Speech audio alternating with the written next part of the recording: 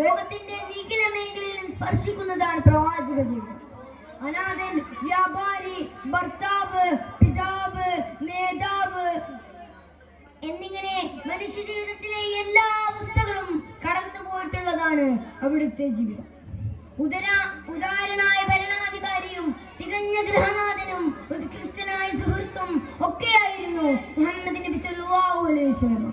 പ്രപഞ്ച സൃഷ്ടാവിൽ നിന്നും ലഭിച്ച നിർദ്ദേശങ്ങൾ ആദ്യം സ്വന്തം ജീവിതത്തിൽ പകർത്തിക്കൊണ്ടാണ് നബി സല്ലല്ലാഹു അലൈഹി വസല്ലം പ്രബോധനം നടത്തിയിരുന്നത്. നന്മകൾ ചെയ്തുകൊണ്ടാണ് നന്മകളെ ഉപദേശിച്ചിരുന്നത്. തിന്മകളിൽ നിന്ന് വിട്ടുനിന്നുകൊണ്ടാണ് തിന്മകളെ നിരോധിച്ചിരുന്നത്. നബി സല്ലല്ലാഹു അലൈഹി വസല്ലം വിശ്വാസികൾക്ക് ഒരു റോൾ മോഡലാണ്. എല്ലാ മേഖലയിലും വിശ്വാസി ആ ജീവിത മാതൃക പിന്തുടരുക തന്നെ വേണം. മനുഷ്യരുടെ കൂട്ടത്തിൽ നാം ഏറ്റവും കൂടുതൽ സ്നേഹിക്കേണ്ടത് മുഹമ്മദ് നബിയാണ്. അല്ലാഹുവിനോടുള്ള ഇഷ്ടം കഴിഞ്ഞാൽ പിന്നീട് ഏറ്റവും കൂടുതൽ ഇഷ്ടമുണ്ടാകേണ്ടത് മുഹമ്മദ് നബി സല്ലല്ലാഹു അലൈഹി വസല്ലമയോടാണ്.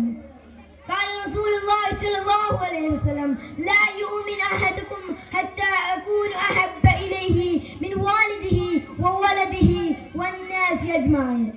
നബി സല്ലല്ലാഹു അലൈഹി വസല്ലം പറയുന്നു, ഒരാൾക്ക് സ്വന്തം മാതാവിനേക്കാളും സ്വന്തം പിതാവിനേക്കാളും സ്വന്തം സന്താനത്തെക്കാളും മുഴുവൻ മനുഷ്യരെക്കാളും ഏറ്റവും പ്രിയപ്പെട്ടവൻ ഞാനാകുന്നത് വരെ നിങ്ങളിൽ ഒരാളും സത്യവിശ്വാസിയാവുകയില്ല.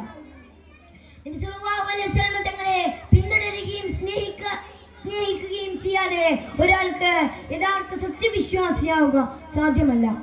അല്ലാഹുവിന്റെ പ്രീതിയും സ്വർഗവും ലഭിക്കാനുള്ള ഉപാധിയാണ് ഹുബ്ബുർ റസൂൽ.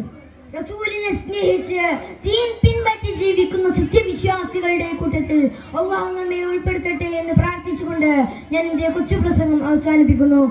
അസ്സലാമു അലൈക്കും വറഹ്മത്തുള്ളാഹി വബറകാതുഹു.